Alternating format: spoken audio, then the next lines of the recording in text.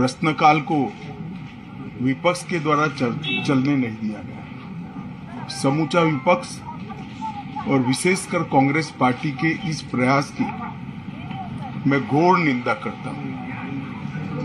अरुणाचल में 8 की देर रात और 9 की सुबह घटी घटनाओं का हवाला देते हुए विपक्ष ने बहुमूल्य प्रश्नकाल को स्थगित करवा दिया। इसका कोई औचित्य इसलिए नहीं था कि पार्लियामेंट्री अफेयर्स मिनिस्टर ने स्पष्टता से कह दिया था कि 12 बजे इस देश के रक्षा मंत्री श्री राजनाथ सिंह जी इस विषय पर सदन के सामने अपना बयान रखेंगे। जब बयान रखने की बात कर ही दी तो इसका कोई औचित्य नहीं था। मुझे भी थोड़ा आश्चर्य लगा। फिर मैंने प्रश्नकाल के सूची को देखा तो 5 नंबर का प्रश्न देखकर मैं इनकी चिंता समझ गया। 5 नंबर के प्रश्न है राजीव गांधी फाउंडेशन के FCRA रजिस्ट्रेशन को रद्द करने के बारे में। अब उन्हीं के कांग्रेस के ही सदस्य के द्वारा ये प्रश्न पूछा गया और जवाब में बहुत स्पष्ट था। अगर तो मौका देते तो मैं सदन के पटल पर भी बताता कि राजीव गांधी फाउंडेशन को 2005-6 और 2006-07 के वित्तीय वर्ष में चीनी दूतावास से 1,35,00,000 रुपए का अनुदान प्राप्त हुआ था। चूंकि FCRA के कानून और उसकी मर्यादाओं के अनुरूप नहीं था तो नोटिस देकर पूर्णतया कानूनी प्रक्रिया का अनुपालना करते हुए गृह मंत्रालय ने इसका रजिस्ट्रेशन रद्द किया था। फाउंडेशन ने अपना रजिस्ट्रेशन सामाजिक कार्यों के लिए करवाया है और ये जो राशि चीनी दूतावास से मिली इसका उपयोग भारत चीन संबंधों के विकास पर शोध करने के लिए ये पैसा दिया गया। अब मैं कांग्रेस पार्टी को पूछना चाहता हूं कि इन्होंने शोध तो जरूर किया होगा। क्या उनकी शोध में 1962 में जो हजारों हेक्टेयर भूमि भारत की चीन ने हड़प ली वो शामिल था क्या? और शोध इस पर किया तो रिपोर्ट क्या आई है? नेहरू जी के प्रेम के कारण सुरक्षा परिषद में भारत की स्थायी सदस्यता बलि चढ़ गई। इस विषय को उन्होंने शोध का विषय बनाया था क्या? और अगर बनाया था तो इसका नतीजा क्या हुआ?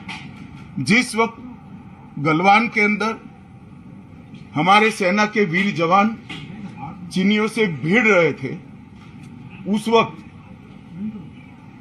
चीनी दूतावास को अधिकारियों को कौन रात्रि भोज दे रहा था? वो उनकी शोध का विषय था क्या? अगर था तो उसका नतीजा क्या हुआ? जब उनकी सरकार थी तो 2006 में भारत में चीन के दूतावास ने पूरे अरुणाचल और पूरे नेफा पर दावा कर दिया। वो उनकी शोध का विषय था क्या? अगर शोध हुई तो उसका नतीजा क्या हुआ? 25 मई 2007 को चीन ने कांग्रेस के ही मुख्यमंत्री दोरजी खंडू को वीजा देने से इनकार कर दिया क्योंकि ये तो हमारा ही हिस्सा है अरुणाचल। ये भी शोध किया गया क्या? 13 अक्टूबर 2009 को मनमोहन सिंह की अरुणाचल यात्रा पर चीन ने आपत्ति जताई, वो आपने जांच किया है क्या?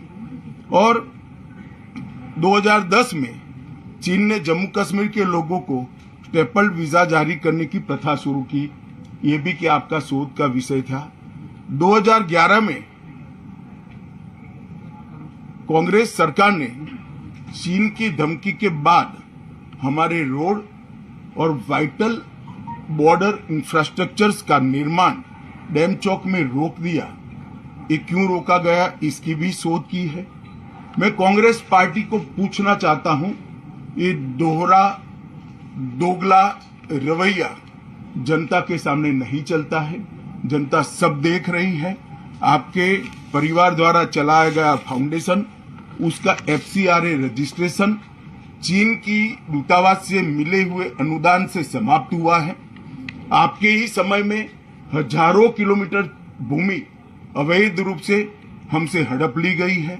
आपके ही समय में हमें मिली हुई सुरक्षा परिषद की सदस्यता आपने निजी संबंधों को बनाने के लिए चीन की भेंट कर दी है।